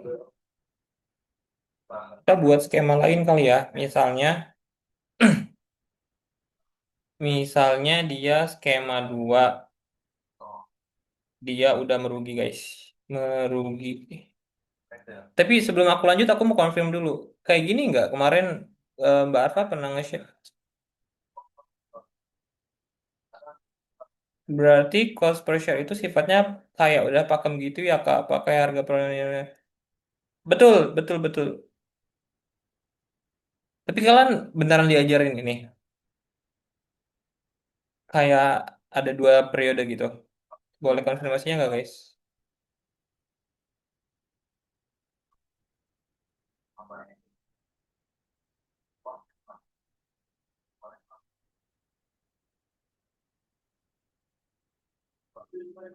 Cuman beda. Beda halnya kalau dia equity ya. Cuman itu masih aku konfirmasi. Jadi nanti kalian lihat update-nya di sheet aja. Nanti aku tandain kok biar kelihatan jadinya kayak gimana.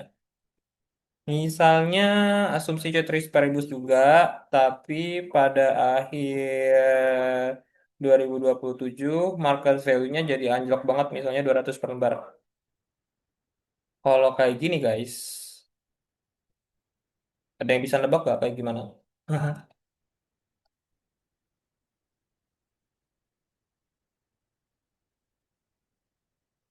beginning balance-nya kan masih sama ya. Cuma nanti endingnya udah beda nih guys. Endingnya kan 200 dikali sama jumlahnya dikurang sama total cost-nya. Nah, dia jadi ada di debit guys. Jadi rugi. Makanya nanti buat jurnal penyesuaiannya itu loss. Loss-nya berapa? Loss-nya ini ditambah sama angka yang ini. Ini aku kurangin karena yang bawah minus ya. Minus ketemu minus jadi plus.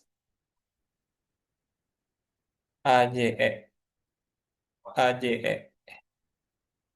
Hanya nanti buat penyesuaiannya bukan gain lagi, tapi dia loss. Unrealized loss on trading investment. Oh, salah ulti. Stop. Nominalnya berapa? Nominalnya pakai yang ini, yang 1.800.000. Ini should be nggak minus ya. Kalau kalian nulis ini aku lagi apa ya? Biar kalian nggak bingung aja.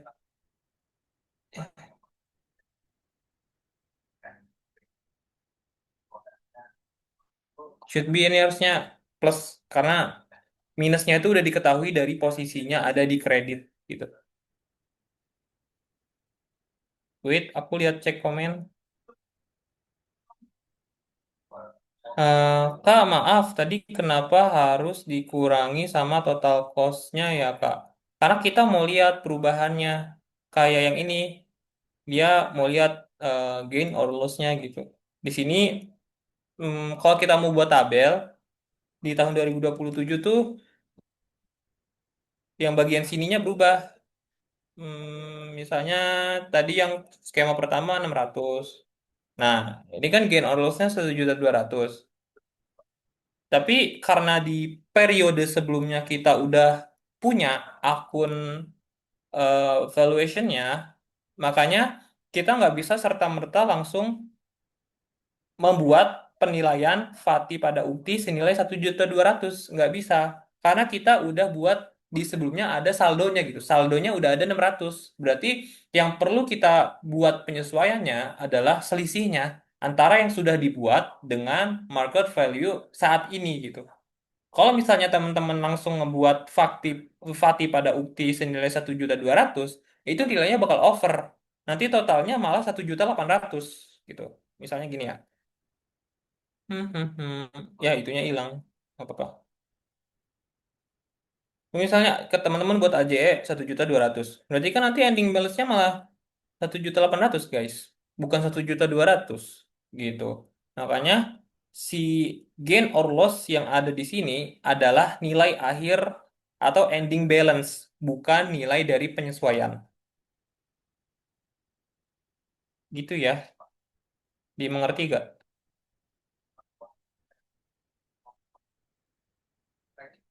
Tapi serius, ini kalian sampai sini. Mau nanya dong. Kayaknya aku seinget tuh nggak nyampe 2 periode gitu. Ngoding jawab anjir. Kalian pada sombong banget, gila. Gokil, gokil. Daniel. Kemarin tuh ada dibahas Kak, cuman kayaknya nggak sampai masuk ke soal-soal gitu loh Kak, cuman I konsepnya see. doang. Oh, jadi sekilas aja gitu. Iya Kak. Oh, ya udahlah ya. Soalnya seingatku kayaknya DDA 2 tuh nggak sampai kayak gini, kayak baru yang pertama gini doang. Tapi nggak apa-apa, just you guys to know aja. Kalau misalnya keluar, ya at least kalian udah tahu lah ya.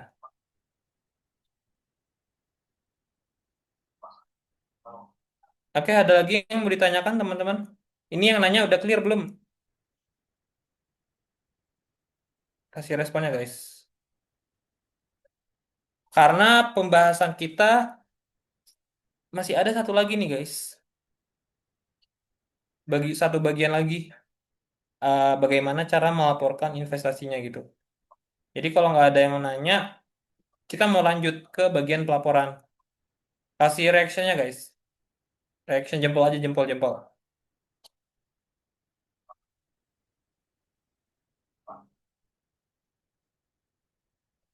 Baru dua nih yang ngasih jempol. Yang lain pada belum siap kah? Ada yang mau nanya? Enggak. Oke, udah banyak guys. Sip. Tapi ada lagi guys, ada follow up question lagi. Berarti kalau nilai valuation-nya sifatnya masih awal-awal, belum ada beginning balance, itu langsung dibuat AJE Fati pada uktinya si nilai gain or loss-nya. Ya, betul. Tapi kalau udah ada saldo Fati di awal periode, nggak boleh langsung buat jurnal Fati pada ukti senilai gain or loss-nya ya, Kak. Betul. Tapi harus dicari dari selisihnya. Iya, betul banget. Tepat 100%. Yoi. Oke, kita lanjut ke pelaporan dan apa namanya iya pelaporan sih ke pelaporan yang bakal dijelasin sama Kak Svasti. Boleh Kak Svasti? Oke, aku mau konfirmasi dulu. Berarti tadi kalau di kelas stok sama bonds dipisah ya, guys? Akunnya. Tadi katanya iya Svasti. Oke, oke. Bentar ya, guys. Aku Oke, ini ini dulu. ada yang ngasih lagi bentar. Oke. Kita lanjut ke pelaporan dulu ya teman-teman, buat yang penilaian si Uktifatinya kita lanjut setelah Kak Svasti menjelaskan. Oke. Bentar ya, guys. Bentar.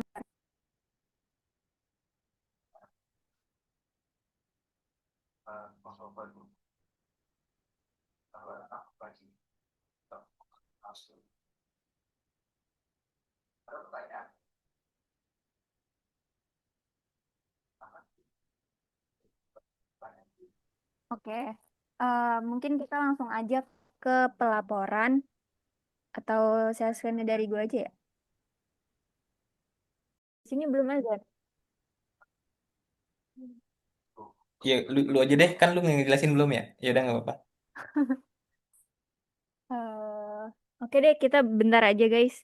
Jadi di sini sebenarnya kan tadi apa udah di udah di jurnal kan si penyesuaiannya itu. Nah, kalau misalnya trading, kalau tadi yang udah dijelasin juga, kalau trading itu dia kan mencari keuntungan jangka pendek. Jadi kalau misalnya ada gain atau loss itu dia langsung masuk ke income statement. Jadi tiap tahun tuh dilihat gain atau loss dari si naik turunnya market value-nya untuk si trading ini berapa sih gitu. Jadi kayak logiknya gitu. Nah, kalau valuation-nya itu dia akan memengaruhi si nilai trading investmentnya aja sih guys gitu. Jadi dia ngikut naruhnya itu di SOFP di bawah trading investment. Nah, kalau misalnya available for sale itu dia kan bukan yang untuk dijual dalam waktu dekat kan. Tadi yang seperti yang dijelasin sama Kak Yogi. Jadi dia itu nanti kalau ada gain atau loss dia tuh masuknya ke SOFP-nya gitu di bagian stakeholders equity. Nah, untuk valuation allowance-nya itu sama masuknya ke SOFP di bawah akun available for sale investment-nya gitu. Nah, di sini kita lihat nih kalau misalnya pertama si trading investment untuk yang stock. Di sini kan dia bilang PT Yuyur ya berarti dia si peta yuyur itu tinggal kita laporin kalau costnya itu 2.400.000. Kita tulis di sini 2.400.000, terus ada valuationnya dari kenaikan market value-nya itu 600 kan. Di sini kita udah jurnal, tinggal dimasukin ke sini. Nah, terus kita di sini bisa tahu bahwa si trading investment yang bagian stock fair value-nya itu 3 juta. Nah, ini juga sesuai sama tabel yang ada di sini juga nih guys. Di sini kan. Nah, untuk bondsnya juga sama aja guys, sebenarnya tinggal masukin aja. Jadi si at cost-nya itu kan tadi ada si PT Miau, total cost-nya 60 juta. Terus kita adjustment di tanggal 31 Desember itu ada eh, unrealized gain sebesar 10 juta. Berarti di sini ada valuation-nya juga kita masukin ke sini kan. Nah, terus kita bisa tahu bahwa si fair value-nya itu 70 juta sesuai dengan tabel di sini juga. Di sini. Oke, terus selanjutnya si AFS investment itu dia kan sama-sama AFS. Jadi kita gabung aja. Nah, di sini eh cost-nya itu 5.500.000 dari si PTMB ditambah sama PTMU sebesar 5.550.000. Nah, valuationnya itu kita udah dapat tadi 200.000 kan di sini. Tapi dia itu mengalami penurunan nilai kan, bukan penurunan nilai, tapi market value-nya di bawah dari harga cost-nya.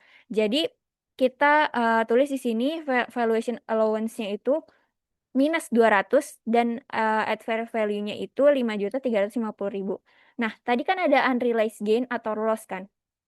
Seperti yang tadi udah dibahas, kalau dia gain tapi bentuknya dia itu untuk trading, dia itu masuk ke income statement. Jadi di sini kita tulis unrealized gain yang trading investment yang stock itu tadi 600.000, terus yang bonds itu 10 juta gitu. 10 juta ya. Terus untuk yang AFS dia itu kalau misalnya unrealized gain atau loss dia itu masuknya ke stakeholders equity, tulis aja dengan akun unrealized gain atau loss available for sale investment sebesar minus 200 tadi. Jadi di sini nanti akan apa ya? Akan equal gitu, di sini minus, di sini juga minus gitu. Jauh ini ada yang mau ditanyain nggak guys?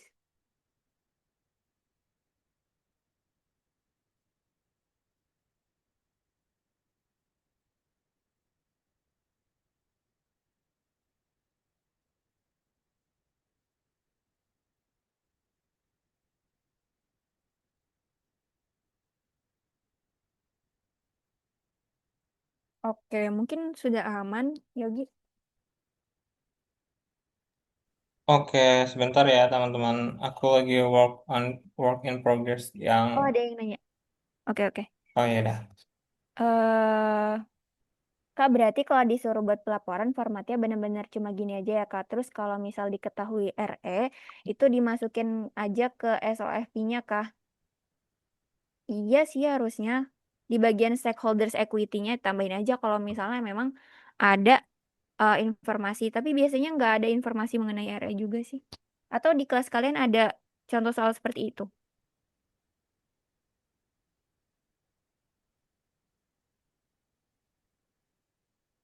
Tapi sebenarnya guys, ini kan disuruhnya cuma tentang aset investasinya. Jadi kalau misalnya eh, cuma isi yang memang berhubungan dengan aset investasinya juga harusnya nggak masalah sih selama memang di soalnya itu diminta untuk membuat pelaporan mengenai investasinya gitu. Menjawab nggak? Oh, oke. Udah spas. Ada yang nanya lagi bentar. Oke. Iya, nggak apa-apa Maksud nanya dari aja guys yang banyak. Oke. Kak, maksud dari minus 200 sama minus 200 sama minus 200 equal tuh kayak gimana ya, Maaf? Jadi kayak balik lagi ke konsep akuntansi aja sih, guys. Ini kan di aset ya. Di sini di aset nih. Di sini equity. Nah, di sini kan minus 200. Kan kalau konsep akuntansi aset sama dengan liability ditambah eh, equity kan. Jadi gitu aja sih maksudnya. Nyambung nggak? Jadi kalau di sini minus 200, di aset minus 200, jadi di equity-nya juga minus 200 gitu. Nah, sebenarnya ini kan langsung masuk ke equity. Nah, ini nanti kalau yang di income statement, sebenarnya kan dia ujung-ujungnya kalau misalnya memang sudah realize, dia kan akan masuk ke, akan memengaruhi RA juga kan ujung-ujungnya. Jadi nanti dia akan memengaruhi si ekuitasnya tadi gitu. Cuma kalau misalnya di AFS itu kita langsung bisa kelihatan bahwa di aset sama equity-nya tuh langsung equal gitu.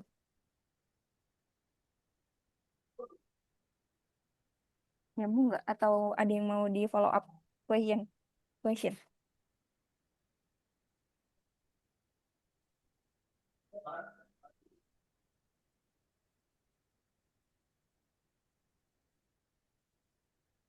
Ada lagi nggak spas yang nanya? Udah sih sejauh ini. Masuk aja dulu. jujur ini ternyata, oke, coba aku bagi ini ya. Oh my God, kita makin dikit. Tadi ada 20, sekarang 12. Hmm, Ini Mungkin udah akhir kok guys, bentar. sedikit lagi, sedikit lagi. Aku tadi dapet chat di Zoom. Kalian pernah latihan soal ini. Nah, kalau di soal ini, itu kan dia ada dua ya. Ya benar, ada fair value yang di sini sama yang fair value di sini. Tadi penjelasannya itu masih sama kayak yang punya aku tadi. Berarti bener guys, kalian belajar itu. Jadi ini kalian harus pahami juga gitu. Tapi karena ini dia ternyata ada transaksi-transaksi gitu, terus ternyata fair value-nya ini per share. Jadi kayak kita harus ngitung dulu. Tadi rencananya aku mau ngitung, cuman kayaknya mungkin agak lama, 10 menit dan 15 menit mungkin. Karena kan harus per transaksi juga kan. Jadi paling nanti ini apa? Aku coba tulis di sheet aja, cuman nggak bisa aku jelasin secara langsung di Zoom ini gitu. Karena keterbatasan waktu gitu. Biar nggak lama-lama juga guys. Gitu. Jadi paling dicek aja di spreadsheet-nya gitu. Nanti aku update gitu. Makasih ya udah nge-share ini. Itu guys. Jadi eh, for the conclusionnya kalau ada dua fair value eh, kita tetap menilai berdasarkan cost yang ada di sini dan juga eh, cost-cost baru mungkin saham-saham baru yang ada di jurnal transaksi. Lalu kita bandingkan pakai fair value yang baru dan untuk jurnal penyesuaiannya kita harus melihat saldo awal dari eh, valuation-nya gitu. Untuk sebagai ringkasannya seperti itu. Ada yang mau ditanyakan dulu guys? Ini aku coba maybe tonight kayak malam ini aku coba selesaikan.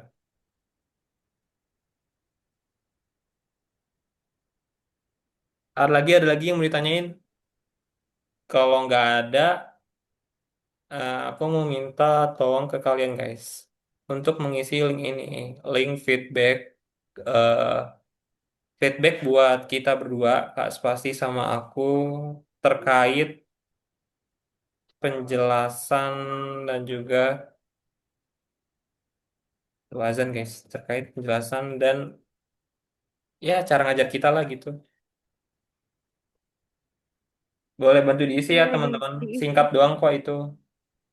Barangkali teman-teman punya kritik atau saran, boleh banget disampaikan. Jangan ragu gitu, karena kan itu sifatnya anonimus guys, aman aja. Betul, betul. Setuju. Oke guys, isi guys. Oh iya, Aku ini mau, ada yang konfirmasi yang tadi yang equal minus 200 200.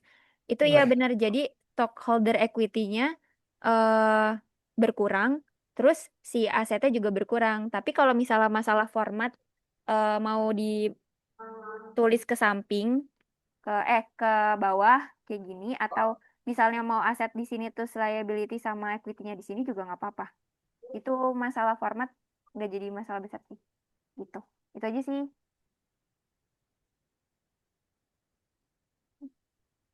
Oke guys, isi dulu. Baru ada dua orang nih yang isi. Sedangkan kita di sini ada 9, 10. Yuk isi dulu yuk. Ya aku penasaran deh sama sama Rafael Antonio tuh yang mana, Dewi tuh yang mana. Kalian pada bisa on cam nggak? Kalau nggak bisa nggak apa-apa sih.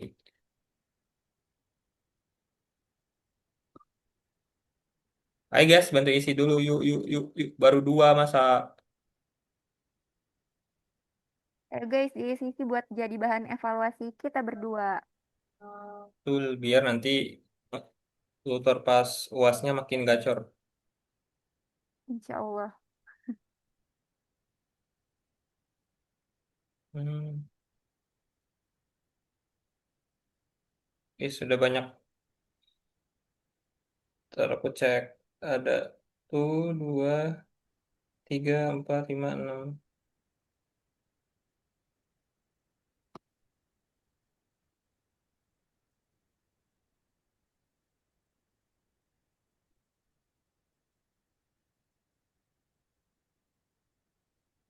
Oke guys, kalau sudah banyak juga, kita tunggu sampai 15.28 kali ya. 28, 28. Thank you, Rafael. Kamu dipanggilnya apa sih? Antonio, Rafael, itu ya? Rafael biasa.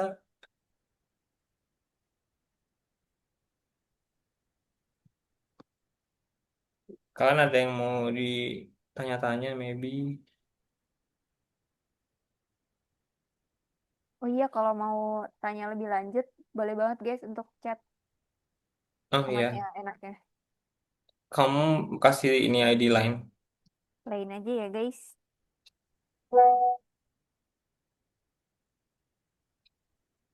Rafael, oke Rafael biasa. Iya, oke. Soalnya ada I-nya di tengah-tengah. Il. Ini ya teman-teman ID lineku di grup chat. Sip, karena sudah tidak ada pertanyaan lagi. Sekian guys dari